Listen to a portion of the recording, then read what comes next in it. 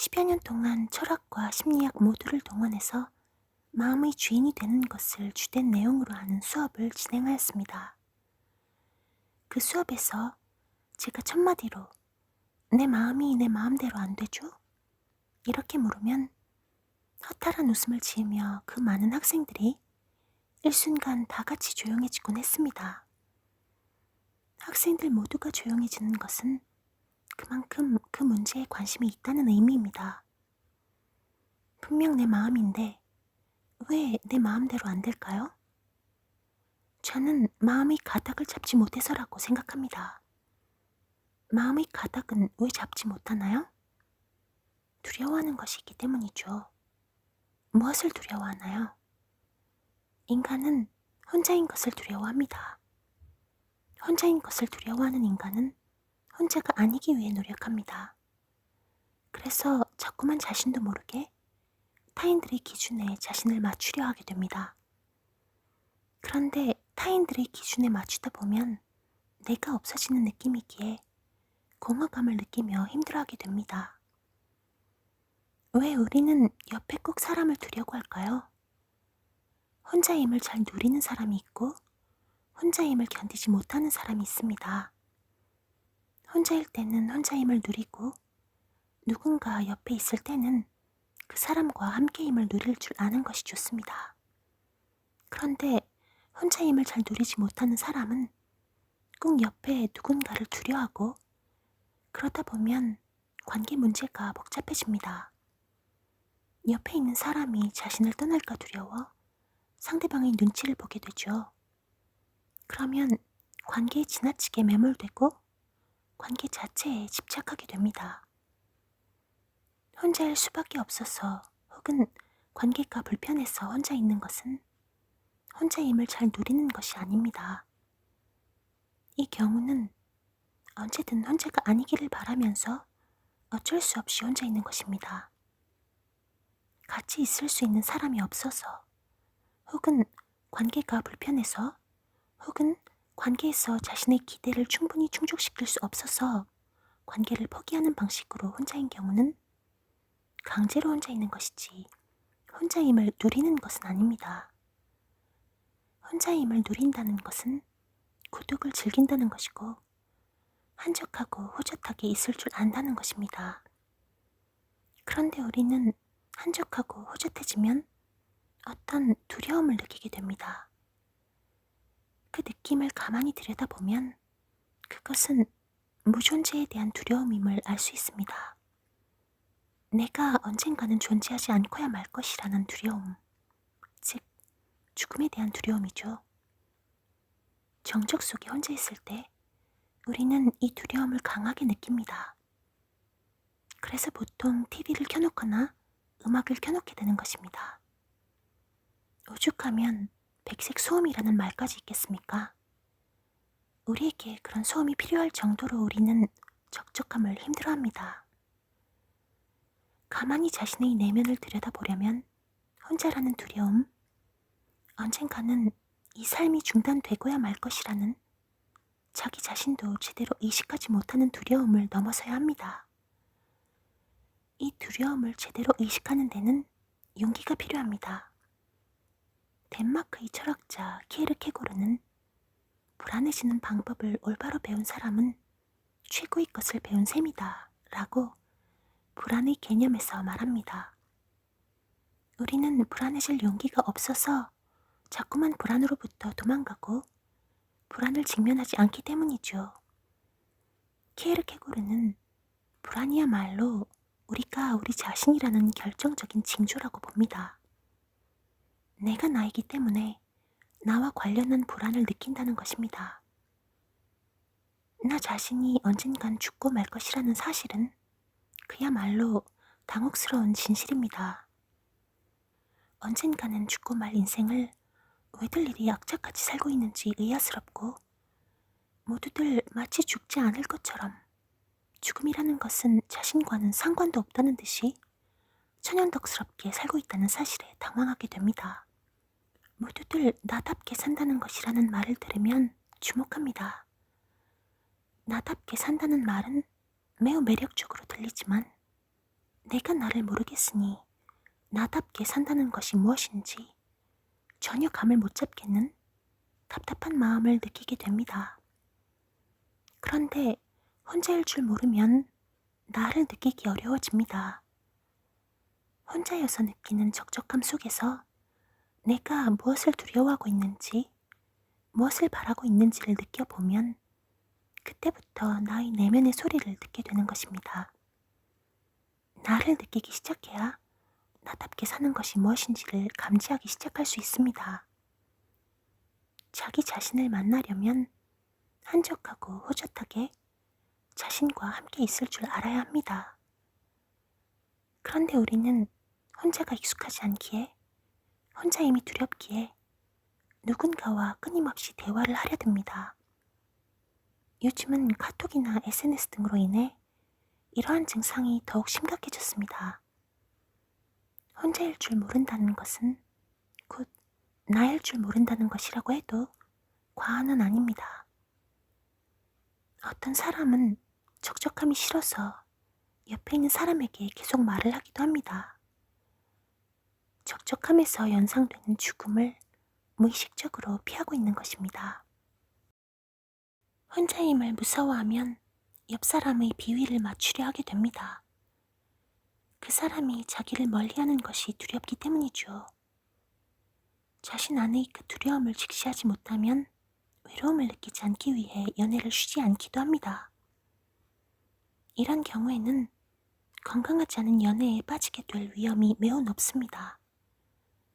상대방에게 과도하게 맞춰주다 보면 상대방은 나에게 긴장하지도 않고 관심도 가지지 않게 됩니다.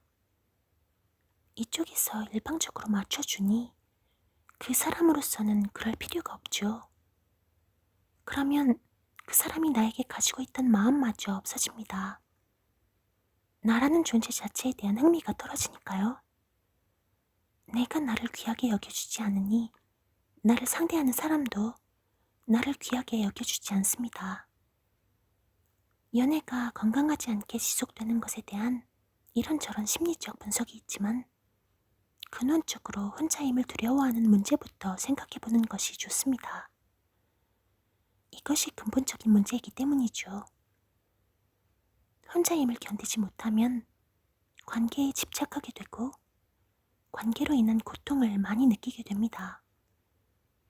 혼자가 아닐 수 있다거나 혼자여서는 안 된다는 생각을 강하게 가지고 있으면 자신을 혼자로 만드는 파트너를 원망하는 마음을 가지게 됩니다.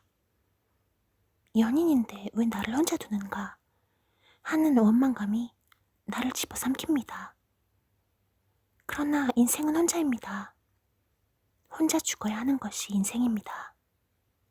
이를 인정하지 않으면 수많은 사람과 고통스럽게 헤어지게 되기 쉽고 또 헤어짐 자체를 두려워해서 관계 자체에 매달리는 동안 자존감이 바닥을 치는 경험을 하게 됩니다. 사람마다 외로움을 잊으려는 몸부림은 다양합니다. 외로움을 잊기 위해 사람을 찾는 사람도 있지만 일을 찾는 사람도 있습니다. 이런 경우에는 자칫하면 일중독에 빠지게 됩니다. 현대 사회는 성과 중심의 사회이기에 일중독의 문제를 제대로 다루고 있지 못하지만 일중독 역시 중독이기에 문제가 됩니다.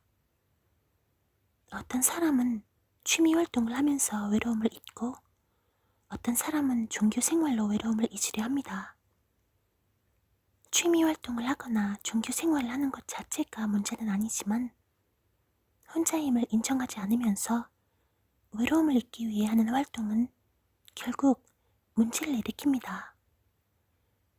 여러분은 혼자 있을 때 어떠신가요? 여러분은 얼마나 자기 자신에게 친구가 될 수 있나요? 이를 확인해보는 방법이 있습니다. 소음이 생길 일을 없애고 몇 시인지를 확인한 후 휴대전화를 무음으로 해놓습니다. 그리고는 가만히 앉아 있어 보는 것입니다. 무슨 느낌이 드는지 가만히 느껴봅니다.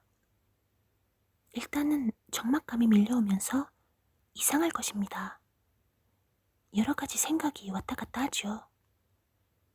그 생각들을 그냥 그대로 둡니다.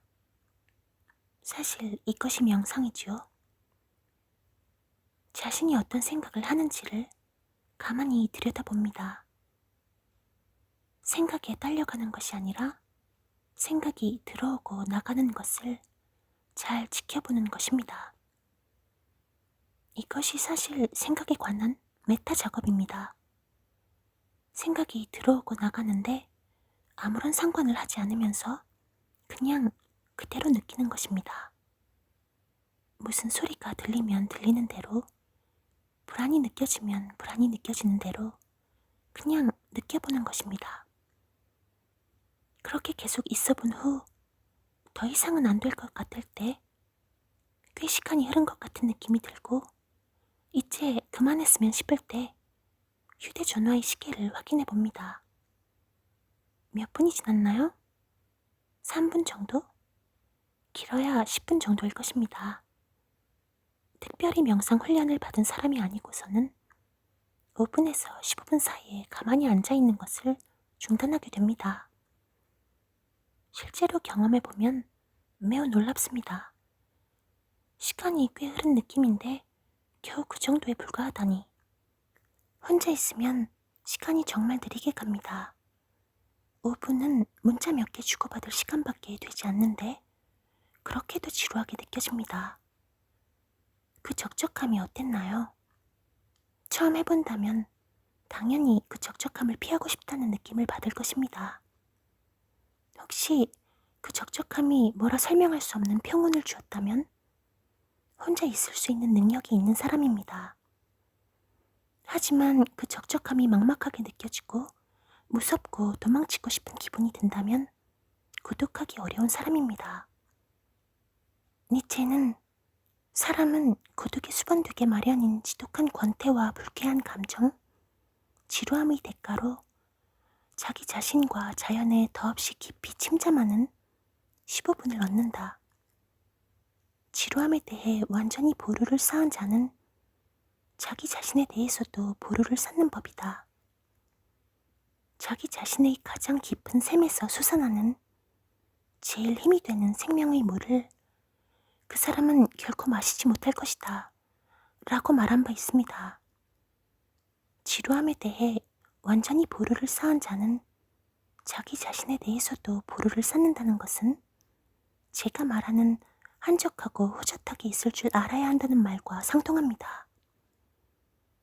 자기 자신의 가장 깊은 샘에서 솟아나는 제일 힘이 되는 생명의 물은 나를 나에게 하는 추동력입니다. 나답게 산다는 것은 이 물을 잘 마실 수 있게 되는 것이기도 하죠. 혼자 있는 시간을 지루해하고 두려워한다는 것은 혼자일 때 드러나는 자신의 날것의 모습을 있는 그대로 볼 자신이 없다는 것을 의미합니다. 우리는 혼자 있을 때 자기 자신을 대면하게 됩니다. 그 날것의 나는 외로워하고 있고 무언가를 회피하고 있습니다. 대체로는 고독과 불안을 회피하고 있습니다. 그렇기 때문에 나 자신을 만나려면 이 고독감과 불안감이 잠잠해질 때까지 그 느낌을 대면해야 합니다. 내가 무엇을 두려워하는지를 잘 지켜봐야 합니다. 혼자 있는 시간을 점차 늘려가면서 자신의 마음을 가라앉혀야 합니다. 처음에 혼자 있으려면 온갖 상념들이 떠오르는 것을 느끼게 됩니다. 그 상념들은 그냥 두어야 합니다. 온갖 생각들이 둥둥 떠다니다 가라앉고 둥둥 떠다니다 가라앉을 것입니다. 이를 반복적으로 느끼다 보면 점점 가라앉히다는 표현이 실감 날 것입니다. 가라앉혀질수록 나를 느끼게 됩니다.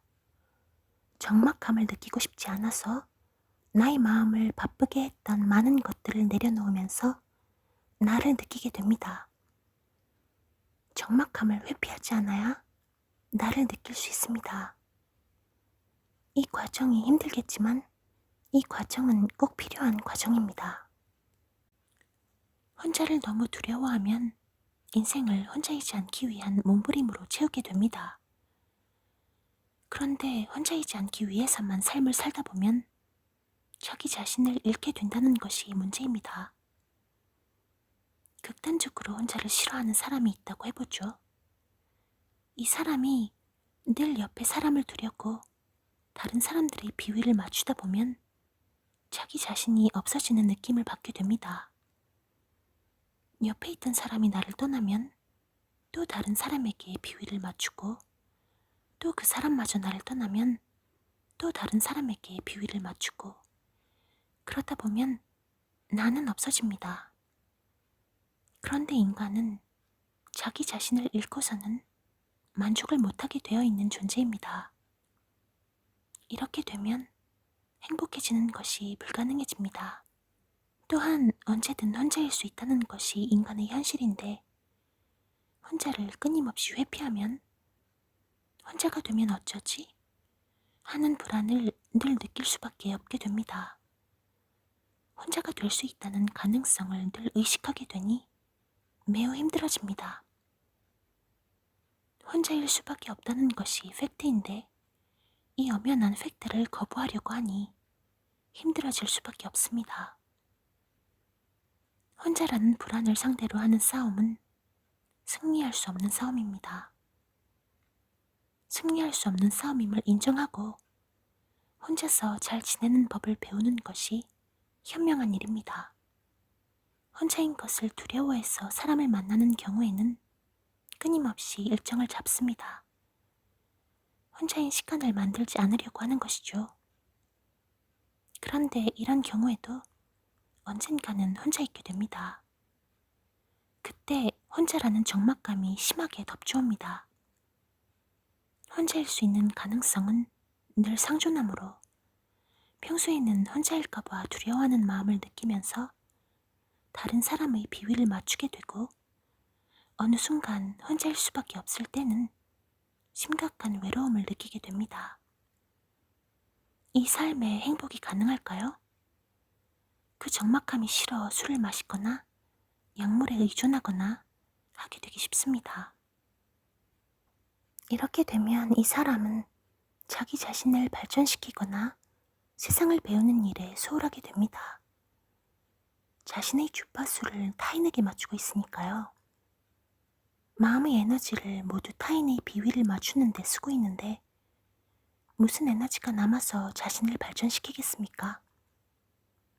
실존주의 심리학자 롤로 메이도 고독감을 외면하려고만 애쓴다면 이 고독감을 이용하여 자신의 내적인 잠재력이나 삶의 방향에 대한 통찰력을 개발할 수 없게 될 뿐 아니라 이를 기초로 해서 남들과 정말 의미 있는 관계를 맺을 수도 없게 되고 만다고 말한 바 있습니다. 혼자를 극도로 싫어하는 사람은 타인에게 매달릴지는 몰라도 타인과 의미 있는 관계를 맺지는 못하게 됩니다. 어느 누구도 자신에게 매달리는 사람에게 매력을 느끼지는 않습니다. 누구나 자기만의 고유한 매력이 있는 사람을 좋아합니다. 나에게 일방적으로 맞춰주려는 사람에게는 매력을 느끼지 않습니다. 더구나 나에게 집착하는 사람은 부담스러워서 피하고 싶어집니다. 혼자 있을 수 있으면서 타인과 함께 할 줄도 아는 사람은 혼자일 때는 혼자여서 할 수 있는 것을 하고 다른 사람과 함께일 때는 함께해서 좋은 일을 합니다. 혼자일 때는 다른 사람을 배려할 필요 없이 자신이 원하는 것을 하니 충족감이 있고 타인과 함께할 때는 타인과 함께함으로 인한 만족감이 있습니다. 혼자일 때는 혼자여서 할 수 있는 것을 하면서 자신을 발전시키고 그렇게 발전되는 자기 자신에게 자부심을 느끼게 됩니다. 그리고 혼자서 이런저런 발전을 위한 시도를 해보면서 자신이 무엇을 할 때 더 행복한지를 알게 됩니다. 점점 더 자기 자신을 알아가게 되는 것입니다. 사람이 자기 자신을 알기가 어렵습니다. 세상을 살아내느라, 자신의 책무를 하느라, 정작 자신이 진정으로 뭘 좋아하고 뭘 싫어하는지를 제대로 느껴보지 못한 채 살아가는 사람들이 많습니다. 저는 이런 사람도 본 적이 있습니다. 마흔이 넘어서야 자신이 뭘 손으로 만드는 것을 이렇게 좋아하는 사람인지를 알았다고 고백하는 사람이었습니다. 그런데 사실 마흔에 안 것도 그리 늦은 것은 아닙니다. 어떤 사람은 평생 자신을 모른 채 해야 할 일만 하다가 죽기도 하니까요. 우리는 자칫하면 자신 안의 욕구에 따르는 행동을 하느라, 아니면 현실에서의 스트레스를 견디느라, 아니면 타인의 눈치를 보느라 자기 자신의 마음의 소리는 듣지 못하게 됩니다. 욕구에 따른 행동을 할 때는 그 욕구를 충족시키는 행동에 초점을 맞추느라 자신이 정말 무엇을 좋아하는지까지는 알게 되기 어려울 수 있습니다. 어떤 행동을 하든 그러한 행동을 하는 자기 자신에 대해 생각하면서, 그 행동을 할 때의 마음 상태에 대해 생각하면서, 그러한 자기 자신에 대해 생각할 줄 알아야 자기 자신이 무엇을 좋아하고 무엇을 싫어하는지를 알게 될 수 있습니다. 혼자를 너무 두려워하면 자기 자신을 알기 어렵게 됩니다.